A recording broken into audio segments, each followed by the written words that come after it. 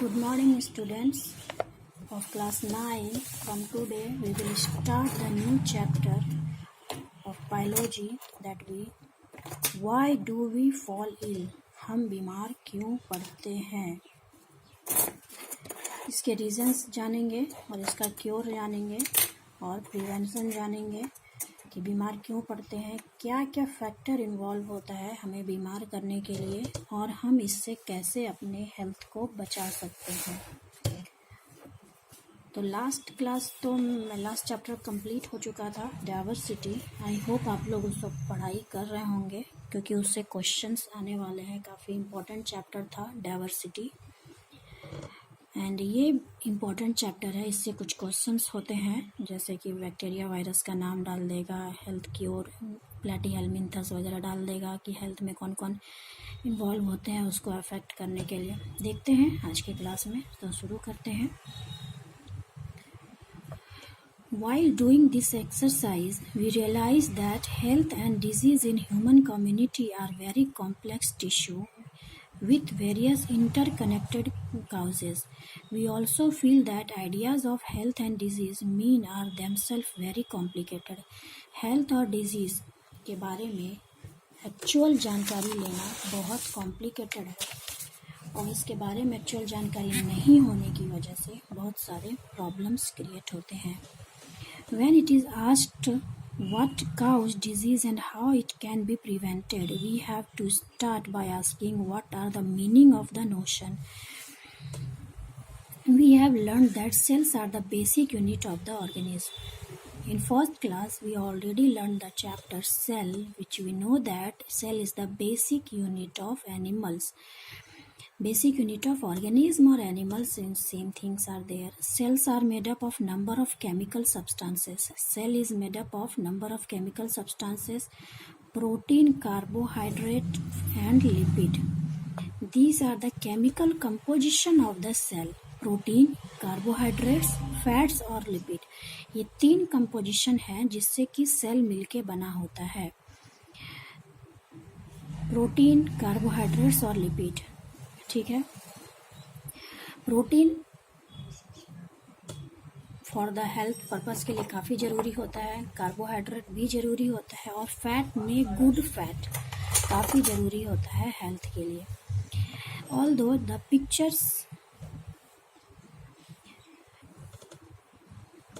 appear quite static, in reality and living cells is the dynamic place. Some things or the others is always going on. Cells move from place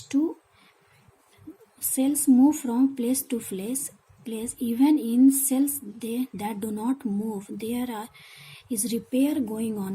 Every cell repair itself with time to time. हर cell जो होता है वो अपना repair खुद से करते रहता है टाइम टू टाइम। इसीलिए जो सेल्स डेड हो जाते हैं वो बॉडी से बाहर ऑटोमेटिक ख़त्म हो जाते हैं। New cells are being formed. पुराने सेल खत्म होकर के किसका जनरेशन करते हैं? न्यू सेल्स का। इन आवर ऑर्गन्स और tissue there are numerous specialized activity and so on. क्योंकि एक सेल जो होता है वो बहुत सारा फंक्शन करता है, तो जाहिर सी बात है उसमें रीजनरेशन तो होता ही होगा। तो जब रीजनरेशन होगा, न्यू सेल का फॉर्मेशन होगा, तो पुराने सेल तो ऑटोमेटिक डैमेज होकर के रिप्लेस कर जाएंगे न्यू सेल से। The heart is beating, the lungs are breathing and kidney is filtering unit and brain is thinking. ये इन सब में भी तो हर एक सेल में अलग अलग काम होगा। जैसे कि हार्ट काम क्या करता है? बीटिंग करने का। और फिर तुम्हारा लंग्स काम क्या करता है? ब्रीदिंग करने का, सांस लेने का। किडनी काम क्या करता है? Filtration unit. और ब्रेन जो होता है वो थिंकिंग का काम करता है। ब्रेन का बेसिक सेल क्या है? न्यूरॉन। किडनी का नेफ्रॉन। लंग्स का क्या है? ब्रोंकाई, ब्रोंकियोल वगैरह है। हार्ट में जो होता है वो बीटिंग का काम करता है। उसमें कार्डियोवास्कुलर सेल प्रेजेंट होते हैं हार्ट में।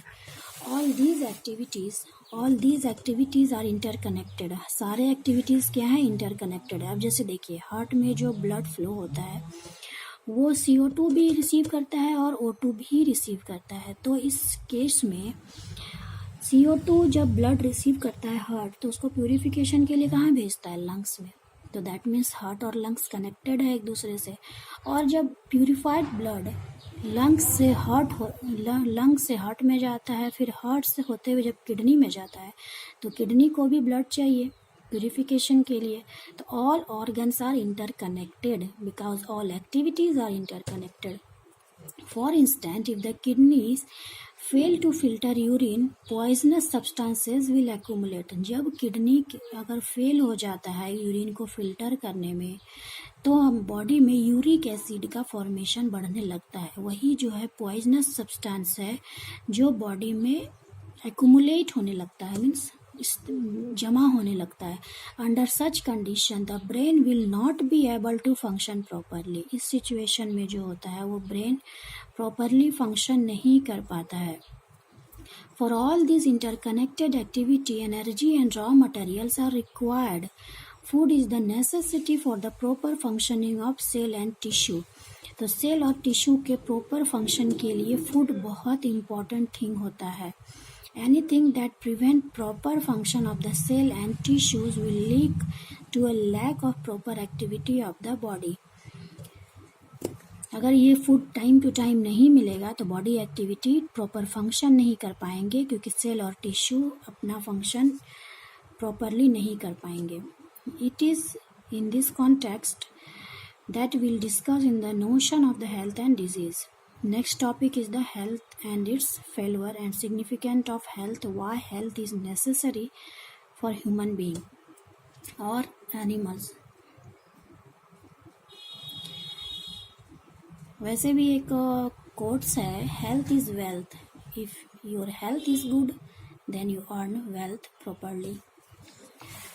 Then the significance of health.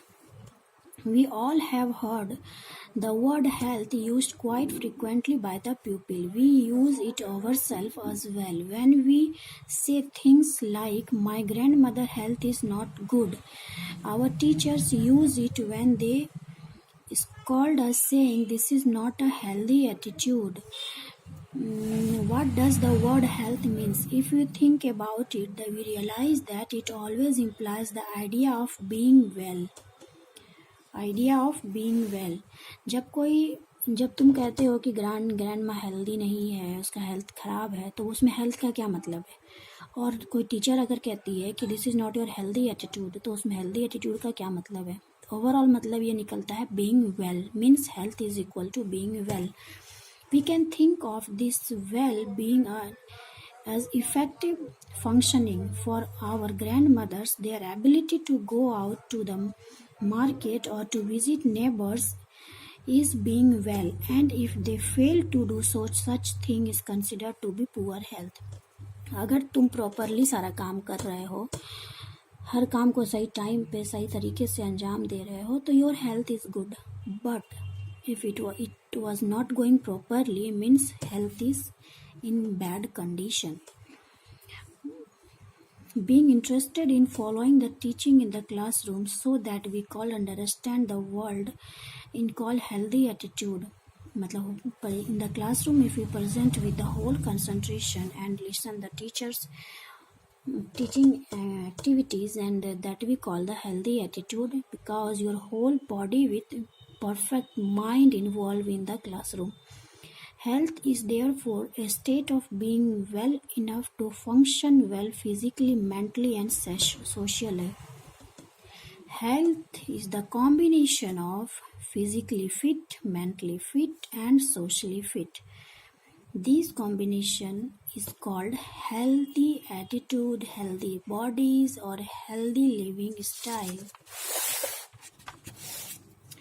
Next is the personal and community issue, which both matter for health. If health is the state of physical, mental, and social well-being, it is not something that each one of us can achieve entirely on our own. The health of all organisms will depend on their surrounding or their environment, which includes the physical environment. So, for instance, health is at risk in a cyclone in several ways. Health जो होता है वो affected होता है आपके आसपास के environment और सराउंडिंग की वजह से. अगर आसपास का सराउंडिंग हेल्दी है then you are also in healthy position, और फिजिकली और mentally. But if the environment is not properly, then your health is in risk. For example, अगर किसी को साइक्लोन में छोड़ दिया जाए, आंधी तूफान में छोड़ दिया जाए, तो उसका हेल्थ प्रॉपरली नहीं होगा। वो तालाब में डाल दिया जाए और अगर वो खुद को अपने आप को बचाना नहीं जान रहा है तो उसका भी हेल्थ प्रॉपरली नहीं काम कर पाएगा। But even more importantly, human being live in societies. The social environment therefore is very important factor in our environment individual health. People live in village, town or cities. In such places, even their physical environment is decided by their social environment. Human आदमी का physical environment उसके social environment से decide किया जा सकता है। अगर उसको हेल्दी लाइफ स्टाइल मिला है तो health is always good. But अगर किसी भी गरीब परिवार को हेल्दी लाइफ स्टाइल नहीं मिला है, that means their health is not good. Suppose there is no agency to ensure that garbage is collected and disposed. अगर कोई ऐसा एजेंसी ना हो कि गार्बेज को कहाँ कलेक्ट किया जाए, कहाँ डिस्पोज किया जाए, तो क्या वो हेल्दी लाइफ दे सकता है? No. What would happen if no one is ready to take responsibility for clearing and draining the ensure that water does not accumulate in the street or open spaces. So if there is a large quantity of garbage thrown in our street, or if there is an open drain water lying stagnant all around where we live in, the chances of poor health increase manifold. Therefore public cleanliness is very important for individual health. So साफ सफाई बहुत ज़रूरी है स्वास्थ्य बनाए रखने के लिए। Food is required by all of us for keeping good health, and this food will have to be achieved by doing work. For this, the opportunity to do work has to be available. Good economic condition and employment are therefore required for individual health. तो good economic condition होना चाहिए, employment होना चाहिए, मतलब source of income अच्छा होना चाहिए, तभी हेल्थ अच्छा हो सकता है। In order to healthy is true sense, we are required to happy. If we mistreat each other and afraid of each other, it will not possible to us to happy और healthy. अगर हम किसी के साथ दुर्व्यवहार करते हैं और किसी से डरते हैं तो हम हेल्दी नहीं हैं, क्योंकि हम लोग मेंटली डिस्टर्ब्ड हैं। Social equality and harmony are therefore essential for individual health. Social equality मतलब समाज में दूसरे का बराबरी और मेल मिलाप जरूरी है। We can think of several other such examples of connections between community issues and individual health. तो इस बारे में सोच सकते हैं कि कम्युनिटी इश्यूज क्या क्या हैं और इंडिविजुअल हेल्थ के बारे में चर्चा कर सकते हैं। कल हम देखेंगे distinction between healthy and disease free life. Thank you for today. Have a good day.